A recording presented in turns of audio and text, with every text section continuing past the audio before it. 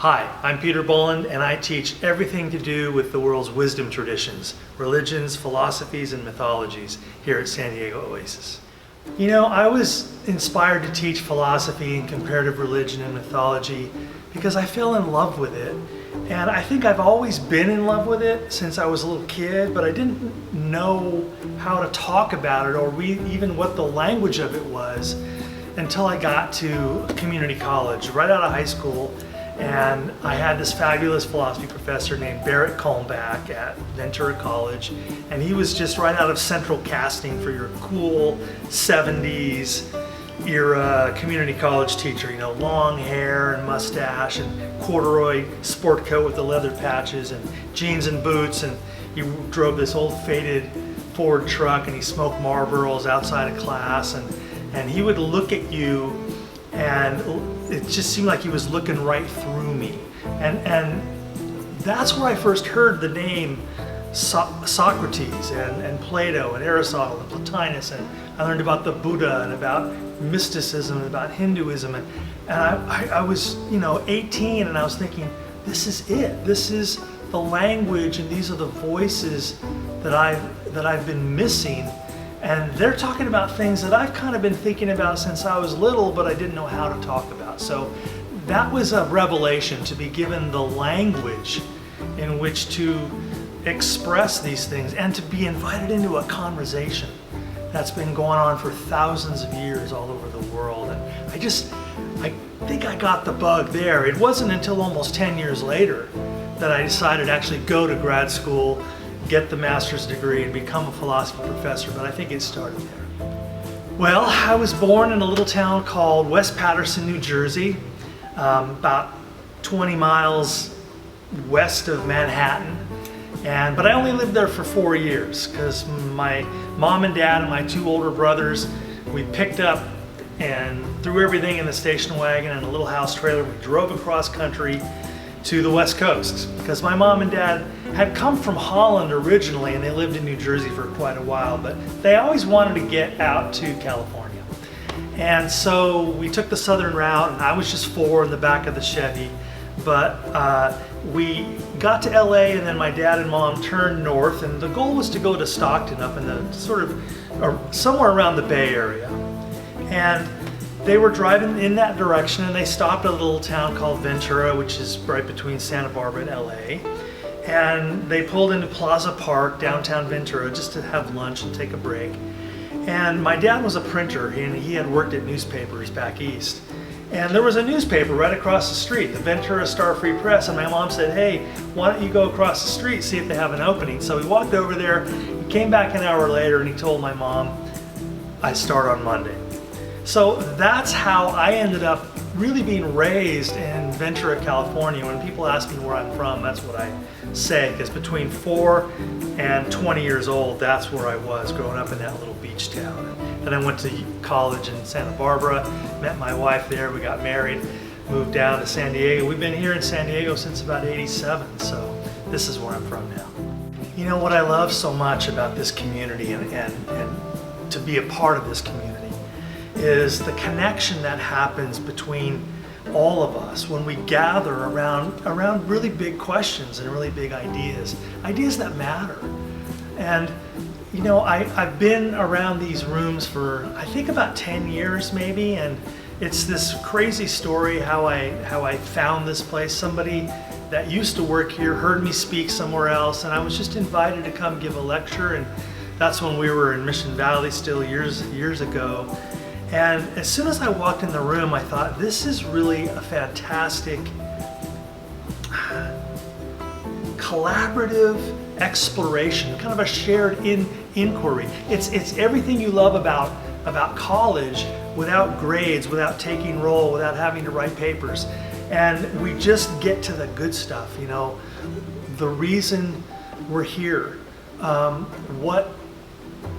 why things like beauty and justice matter, what the different wisdom traditions in the world have to offer around those big questions.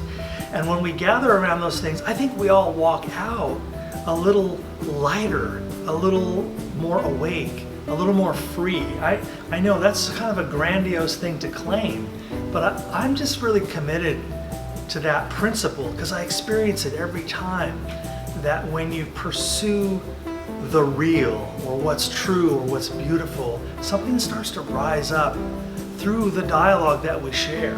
And that's what happens here at Oasis that I think is just really impossible to put a price on. And it's just worth everything.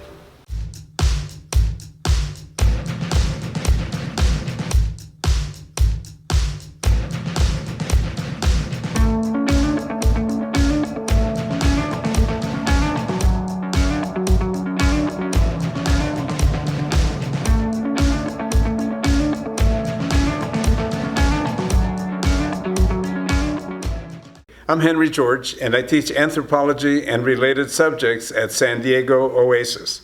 Well, I think one of the things that people would find surprising about me was that I was born in Bolivia. My father was a mining engineer, and after college, he went to work there in Bolivia and met my mother, who came from a mining family.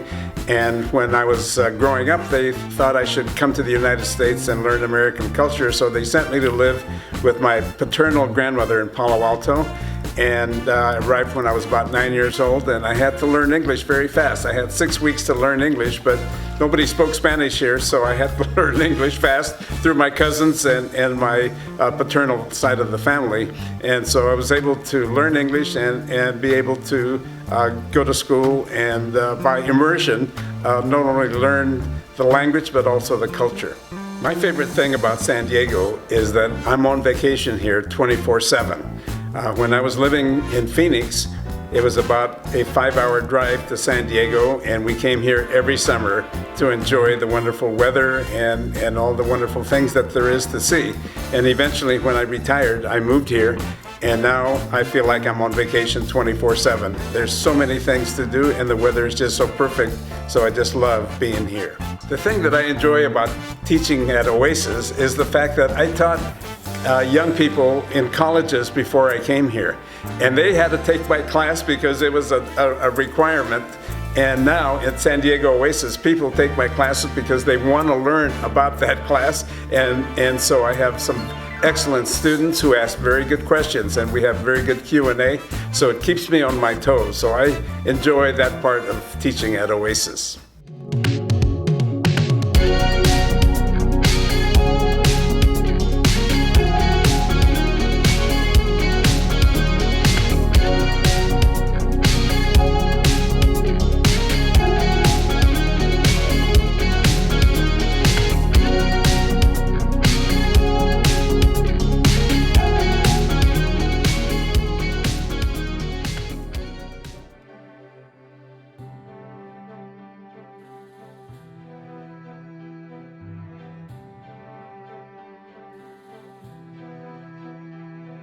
So if you're thinking about doing an activity where you're going to stretch and learn, and where you're going to try new things, where you're going to give back to the community, and where you're going to teach a kid how to read so that he can make his life better, then think about the Oasis program, because it is so worth every minute that you spend for you, for the student, for the teachers.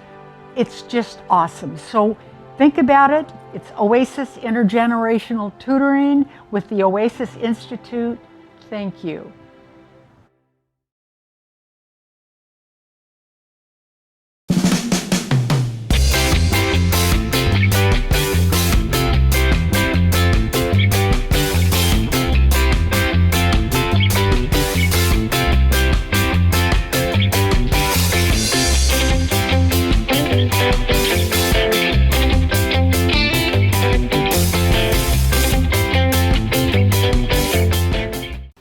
I'm Blaine Davies. I teach a variety of U.S. history courses at Oasis. Well, my first job in high school was I was hired to be the public address announcer and the official scorer for the local men's fast pitch softball league. And the interesting part about that job in retrospect was that I also provided the statistics to the newspaper, and the players were not very happy when I might, for example, call something an error that they considered a hit that affected their batting average. And that also led, at least the public address portion of it, to my interest in public speaking, and then ultimately working in radio, which I did a couple of years later. Well, I was very fortunate in my early 20s. I worked as the news director for a relatively small town radio station, and surprisingly, even though it wasn't a big Los Angeles-based radio station, I got to meet quite a few interesting people in that position. For example, I spent about a half an hour interviewing Alan Bean, who was the fourth astronaut to actually walk on the moon. I met Louis Leakey towards the end of his life, who, if you studied anthropology in college, you are probably familiar with the Oliva Gorge and Mary Leakey and his contribution to that science. And a variety of other, mostly politicians that would only bother to come to our town when it was election time, but that was certainly a very fun part of that job. Well, I particularly enjoyed the interaction with the people that have expressed an interest in the lectures. And a lot of times, while I learn a great deal from the research that I do in preparing for a lecture, and in many cases that research may include travel to the locations I talk about, I also learn a lot from the people that attend the lectures. Fairly recently, I did a lecture on World War II in the Pacific. I remember one case where there was a Navy captain whose father had fought in the Pacific at Guadalcanal. And of course, he had a lot more specific knowledge about the military and the Navy in particular than I do. And he was gracious enough to provide quite a bit of information that I also had the opportunity to learn from, as well as the rest of the audience. And so that is certainly one of the fun aspects of doing lectures at Oasis.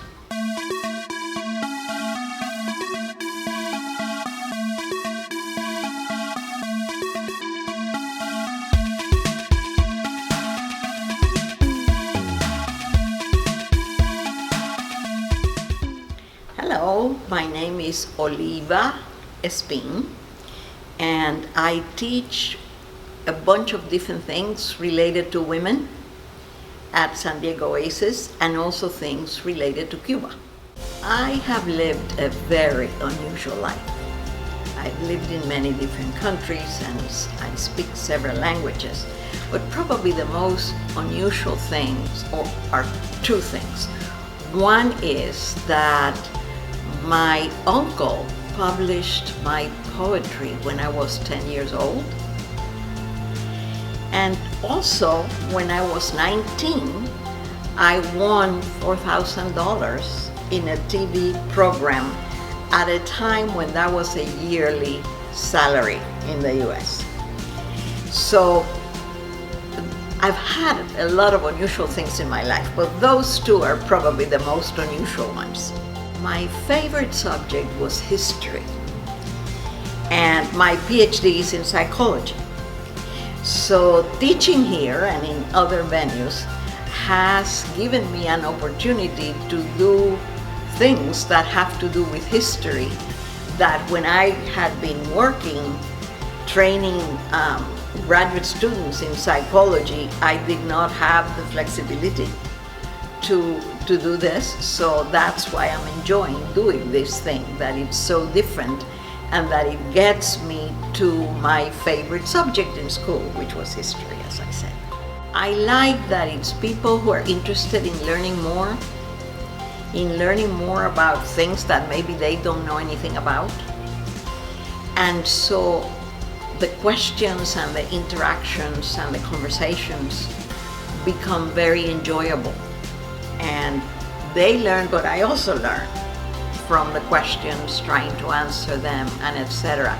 And it's great that I don't have to be doing grades or things of that sort. So it's really a very nice environment to teach.